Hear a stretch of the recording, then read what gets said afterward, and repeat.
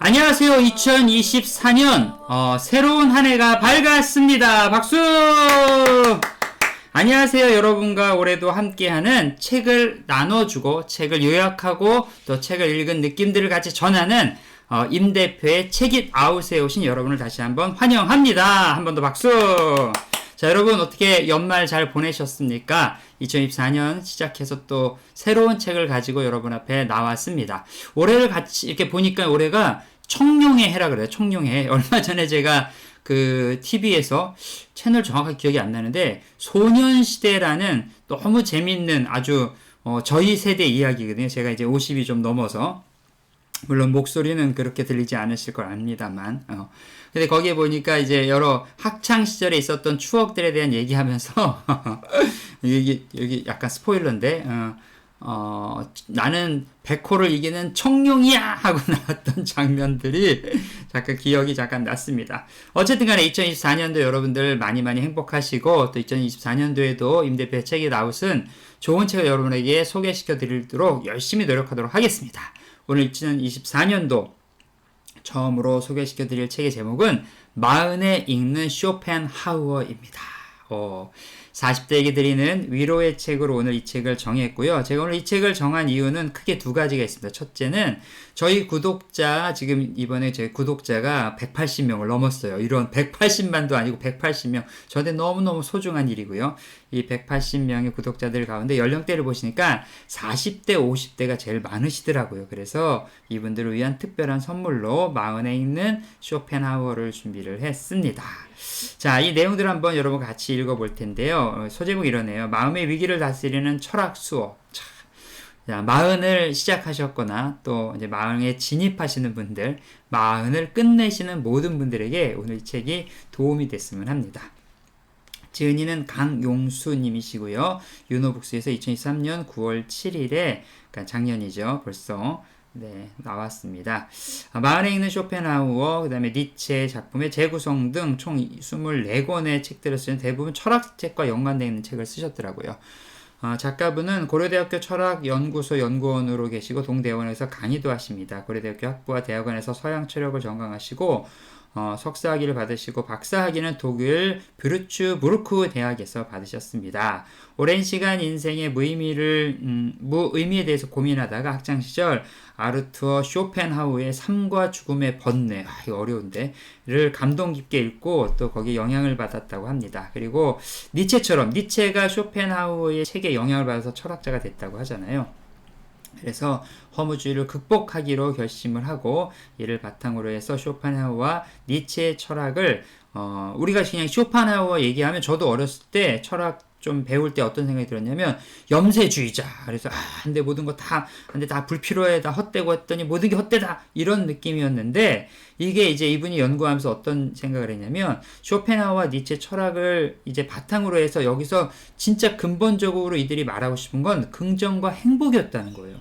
제가 이 책을 리뷰하면서 이 부분이 아주 좀 독특했어요. 그래서 이 부분에 대해서 여러분에게 좀 위로를 해드리고 혹시 마음에 위기가 있는 분들에게 좀 도움이 됐으면 좋겠습니다. 어쨌거나 이런 생각으로 저자가 이 책을 좀 썼습니다. 그러니까 쇼펜하우어에 관한 책을 쓰신 거죠. 쇼펜하우어의 책을 그대로 지금 여러분에게 알려드리는 게 아니고요. 그리고 2014년에는 쇼펜하우어의 행복론으로 기존의 염세주의적으로 해석됐던 쇼펜하우어의 철학에 탈피해서 아까 말씀드린 것처럼 행복과 욕망의 관계로 진정한 행복을, 여기가 중요해요, 다다르는 법, 이 행복으로 내가 스스로 나아갈 수 있도록 한다라는 것에 되게 중요하게 또 이분이 중점을 두셨더라고요. 또 니체의 실존주의 철학과 철학 상담, 니체의 정의론에 대한 연구, 여러 책들을 쓰신 분으로 알려져 있습니다. 자, 그러면 이번 시간에는 이 출판사에서 나온 책 소개와 제가 또 이 책 리뷰를 좀 하면서 느꼈던 점들을 여러분과 함께 좀 나누도록 할게요. 여러분 이 말씀 들어보셨나요? 산다는 것은 괴로운 것이다. 오늘은 단 한 번뿐이다. 멋있죠? 우리의 모든 불행은 혼자 있을 수 없어서 생긴다. 그러니까 다른 사람을 의지하면서 문제가 생긴다는 거죠. 이런 명언을 남긴 아르투어 쇼펜하우어는 인생의 고통이라는 삶의 기준을 타인에게서 자신으로 옮기는 진짜 행복을 위한 고통을 겪으라고 말한다. 이게 무슨 얘기냐면 여러분, 우리가 당하는 모든 고통의 대다수는 뭐 100%라고 얘기할 수는 없어도 그 고통들의 대부분은 타인 때문에 생긴다는 거예요.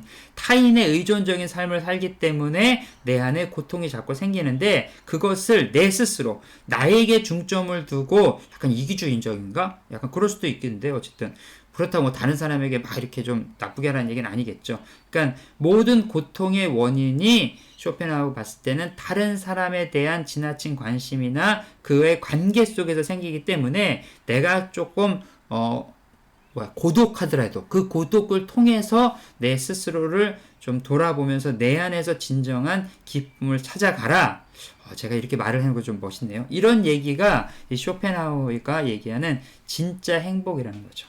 자기 자신을 긍정적인 마음으로 보고 타인에게 특별히 타인에게 비굴하지 않게 스스로 당당한 품격을 갖춰라. 이게 이 책의 메인 핵심이더라고요.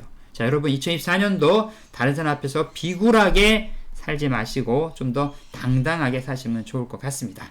가장 열정적으로 살아갈 시기가 바로 이제 40, 우리 40이라고 얘기하죠. 인생에 뭔가 이수신 장군의 얘기처럼 뭔가 삶의 중요한 시점을 딱 정하는 그런 나이 40이죠. 근데 이 40을 앞두고 많은 사람들이 보면 너무나 많이 고민하고 힘들다는 거예요. 사실 그러기도 할 것 같아요. 직장 생활도 이제 하면서 한 10년 차 좀 넘게 되고 또 밑에선 치고 올라오고 위에선 누르고 뭐 여러 가지 힘든 일들이 또 겪게 되겠죠. 집에서는 또 애들 이제 크면서 이것저것 애들 사춘기 들어가고 막 여러 가지 힘든 일들이 생기고 저는 지났지만 뭐 생각만 해도 조금 답답하네요. 어쨌든 간에 이런 상황 가운데서 인생의 고민들을 조금 통찰력과 행복의 열쇠를 좀 풀어가는 게 이 책에서 주고자 하는 메시지인 것 같습니다.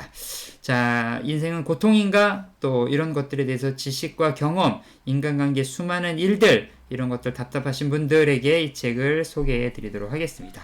인생에서 실패의 아픔도 많이 겪는 시즌, 바쁜 생활 속에서 자신을 들여다볼 수 있는 여유가 아까 말씀드린 것도 없는 시즌, 관계와 죽음에 대한 회의감, 그렇죠. 또 부모님들이 빨리 돌아가시거나 주변에서 또 급하게 떠나시는 또 이런 일들이 있어서 마음에 어려운 문제들이 좀 생기고, 이게 인생이 맞나? 아직 한참 인생이 그래도 남았는데, 제가 볼 때는 뭐 요즘은 이제 100세, 120세라고 얘기를 하니까 아직 이제 전반전의 마지막, 전반의 후반부죠. 전반의 후반부를 살아가야 될 이 시기에 겪고 있는 많은 사람들에게 이제 겪고 있는 이제 자신 안에 갈등과 고민 이것들에 대해서 좀 해답을 주고자 하고 있어요.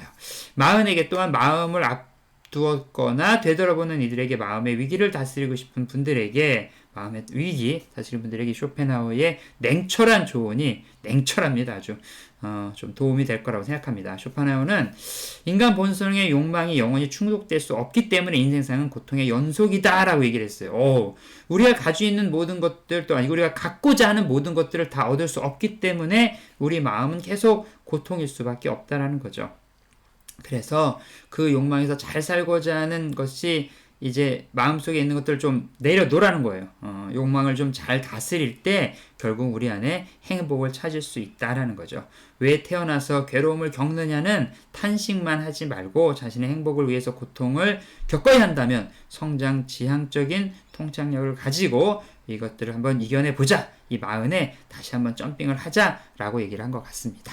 자, 쇼펜하우어는 뭐 철학자뿐만 아니라 과학자, 심리학자, 문학자, 법조인, 음악가, 정치인들의 각 분야의 이론적 토대와 영향을 준 그 세계의 가장 큰 거장의 철학자라고 알려져 있죠. 프리드리히 니체나 쉐렌 키에르케고르 죄송합니다. 그 다음에 찰스 다윈, 아인슈타인, 칼 융, 그 다음에 와그너, 헤르만 헤세, 톨스토이, 프란츠 카프카, 토에토옙스키 발음이 좀 에밀 졸라 등의 발음도 이것도 좀 그러네요. 이 수많은 사람들에게 영감을 줬고요. 특히 아까 제가 서두에 말씀드렸지만 니체는 쇼펜하우어의 책을 한 권 딱 읽고 나도 철학자가 돼야겠어 라고 얘기를 했다고 합니다. 자, 그런데 이런 쇼펜하우어도 처음부터 인정을 받았던 건 아니래요, 여러분. 용기를 잃지 마십시오. 40대에 이 사람이 천재긴 천재더라고요, 보니까. 베를린 대학교에서 강의를 할 기회를 얻었는데요. 당대 최고의 철학자인 헤겔, 변증법, 헤겔과 같은 시간에 강의를 개설했다는 거예요. 왜 이랬을까? 베를린 대학에서 이 사람이 어쨌든 자신 있었나 보죠. 그런데 너무 재밌는 게 이 사람은 이제 쇼펜하우어는 이제 시작하는 교수고, 근데 한 사람도 그 강의를 듣지 않았고 전부 다 헤겔한테 갔다는 거예요. 이왕 내가 철학 수업을 들을 바엔 헤겔한테 들어야지 뭐 이렇게 했다는 거죠.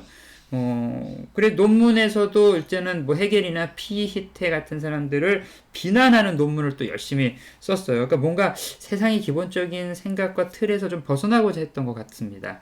하지만 뭐 이렇게 어떻게 되겠어요? 당연히 왕따가 됐겠죠. 그럼에도 쇼펜하우어는 자존감도 강했던 것 같아. 스스로 자신이 천재성이 있다라고 생각하면서 나는 분명히 나중에 인정을 받을 거야 이런 생각으로 견뎠다고 합니다. 그리고 나서 40대 후반에 넘어가면서 명성이 좀 세계적으로 높아졌고요. 그러면서 40대 위기를 넘으면서 이 40대에 겪을 수 있는 그런 위기의 마음들이 있는 사람들을 위해서 또 이런 글들을 쓰지 않았나라고 생각을 합니다.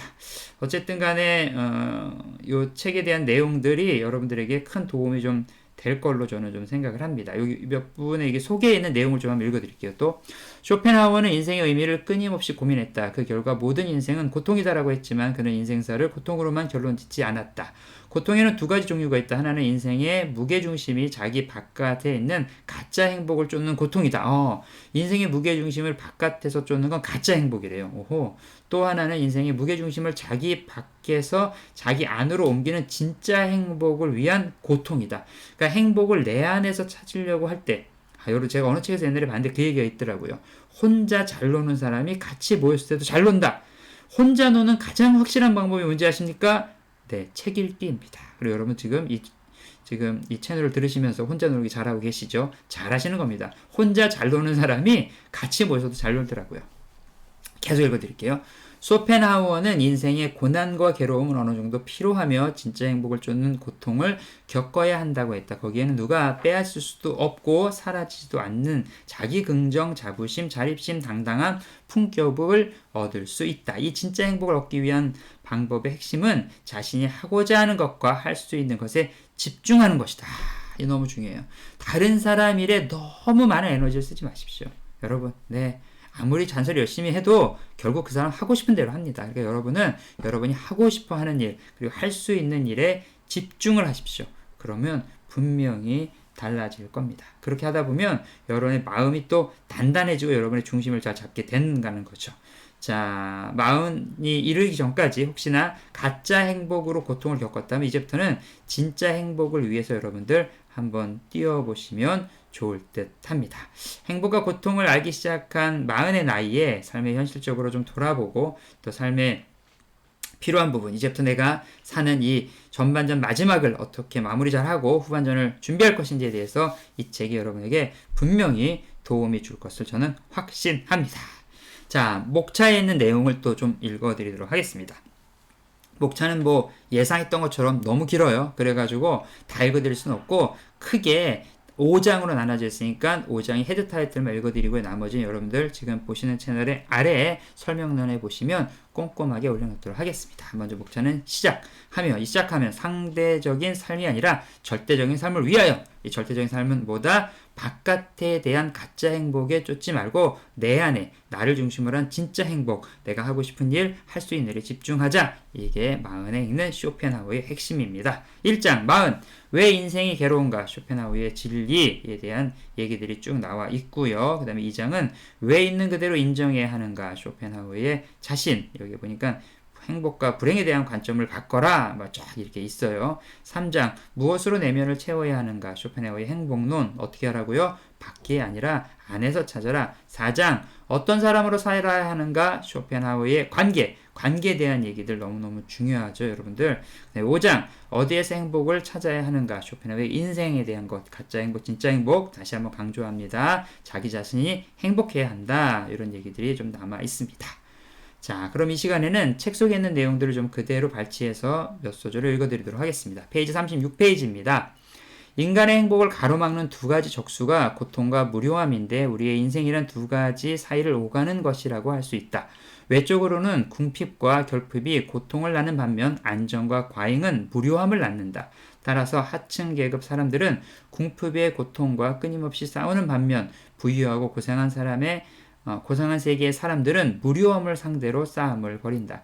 행복과 불행은 객관적인 대상이 아니라 인간의 변덕스러운 감정에 달려 있다. 없으면 없다고 불평, 불만하고 많으면 많다고 직여하는 것이 인간의 심리이다. 인생은 고통과 권태를 왔다 갔다 하는 시계추, 과잉이라는 대목에서 읽어드렸습니다. 자, 여러분 공감하시죠? 네. 그냥 있을 때는 또 있으니까 뭐 할 일 없나? 그러니까 더 심심해 하더라고요. 그런 사람들이. 그래서 뭔가 또 이게 좀 뭔가 새로운 것들을 하려고 어떻게 보면은 더 좀 뭐 마약이라든지 뭐 알코올이라든지 더 강한 어떠한 자극들을 위하는 것들이 좀 들어가는 것 같고요. 또 없는 사람들은 또 궁핍함 때문에 너무 고통스러워하는 것 같습니다. 자, 요것들 여러분 이 외부적인 것들에 마음이 흔들리지 않겠으면 좋겠습니다. 페이지 126페이지에 있는 내용도 읽어드리겠습니다. 무게중심이 바깥에 있는 사람은 출세, 승진, 명예, 부등을 추구하며 각종 모임 등에 빠져서 즐거움을 추구하지만 무게중심이 안에 있는 사람은 혼자 있는 시간을 가지면서 개인적인 취향에 따라 예술, 시와 문학, 철학 등을 가까이 하게 된다. 마음부터 어느 누구한테도 방해받지 않는 잔잔함을 스스로 찾도록 해야 할 것이다. 쇼펜하우어는 말한다. 다른 사람들을 우리가 아니라 그들로 생각하는 것이 익숙해질 것이다. 인생의 무게중심을 밖에서 안으로 옮겨라. 향유라는 부분에서 읽어드렸습니다. 가짜 행복과 진짜 행복 여러분들 다시 한번 강조해 드립니다. 이번엔 페이지 171페이지에 있는 내용입니다. 추운 겨울에 고슴도치를 얼어 죽지 않으려고 달라붙어서 하나가 되지만 그들은 가시가 서로를 찌르는 것을 느껴 떨어진다. 그러나 추위를 견디지 못해 한 덩어리가 됐다가 떨어지기를 반복하다 결국 상대방의 가시를 견딜 수 있는 적당한 거리를 찾는다. 서로를 따뜻하게 하고 싶어 하지만 서로의 바늘 때문에 접근할 수 없었고 서로 일정한 거리를 두고 체온을 나눴다는 지혜다. 많은 수의 모임과 헤어짐을 반복한 고슴도치들은 다른 고슴도치와 최소한의 간격을 두는 것이 최고의 수단이라는 것을 발견했다. 인간관계의 어려움은 세상을 살아가는데 꽤나 힘든 과제이기도 하다. 직장에서 상사와 동료, 가정에서 부모와 자녀, 학교에서 선생과 학생들이 잘 지내는 일은 어렵다. 고슴도치의 딜레마를 통해 타인에게 상처를 주지 않고 공존하는 지혜를 배워야 한다. 당신의 거리를 유지하라. 관계 부분에서 같이 읽어드렸습니다. 자, 이런 얘기를 많이 하죠. 우리가 정말 마음을 열어놓고 만나는 사람은 많은 숫자가 필요하지 않다. 두세 사람 정도만 정말 마음을 열어놓고 지내면 되고 다른 사람들은 조금 얇은 관계로 거리를 어느 정도 두라는 거예요. 그 거리를 두는 방법 중에서 뭐 이렇게 서로 존칭어를 쓴다든지 뭐 너무 또 이렇게 그 사람의 삶에 훅 들어가서 막 이래라 저래라 간섭하는 거죠. 그런 거 이제 하지 말라는 거죠. 그럴 때 조금 더 행복하지 않을까 생각을 합니다. 자, 고슴도치의 거리두기 상당히 인상적인 표현이네요. 이번엔 페이지 201페이지의 내용을 마지막으로 좀 읽어드릴게요. 미래가 행복을 가져다 준다는 생각으로 급히 쫓아가는 반면에 현재는 떠보지도 즐기지도 않고 지나쳐버리는 사람들이 있다. 현재만이 진실하고 현실적이고 확실한 것을 결코 잊어서는 안 된다. 우리는 오늘은 단 한 번뿐이야 라는 사실을 되새기며 현재를 의미로 채울 필요가 있다. 두 번 다시 오지 않을 현재 그 자체를 기분 좋게 받아들여 즐길 필요가 있다는 것이다. 우리는 오늘이 내일을 다시 찾아올 거라는 확신하는데 그것은 착각이다. 오늘이 내일 다시 찾아올 거야. 사실 내일은 없잖아요. 그냥 계속 사는 거. 내일은 다음인데 그때가 되면 또 오늘이네. 맞아. 이런 생각들을 좀 하죠, 우리가. 그거 착각이라는 거죠. 인생 전체를 구성하는 하루하루는 똑같은 것이 아니라 어제와 다른 늘 새로운 것이다. 현재의 가치를 늘 긍정적으로 평가할 수 있어야 된다. 과거와 미래에 빠져 있는 사람은 아무런 걱정 없이 살아가는 매 순간의 가치를 모르고 지나가는 일이 많다. 현재는 두 번 다시 오지 않는다. 현재 편에서 알려드렸습니다. 자, 오늘 여러분과 함께 같이 나눈 책의 내용은요, 마흔에 읽는 쇼펜하우어입니다. 자, 진짜 행복과 가짜 행복의 차이가 뭐라고요? 가짜 행복은 외부에서 행복을 찾는 거고요. 진짜 행복은 내부에서, 내 안에서 행복을 찾는 거라는 거죠. 2024년도 여러분들 진짜 행복 찾으세요. 제가 생각한 진짜 행복은 뭘까요? 바로 독서입니다. 책을 읽는 거예요. 또 책을 듣고 이렇게 채널을 들어주시는 거죠. 다시 한번 감사를 드립니다. 가격 대비상 가장 행복한 시간, 책 읽는 시간 여러분에게 또 2024년도 열심히 준비해서 알려드리도록 하겠습니다. 오늘은 여기까지고요. 여러분 좋으셨다면 구독과 좋아요 또 추천도 부탁드립니다. 다음에 다시 뵙겠습니다. 안녕.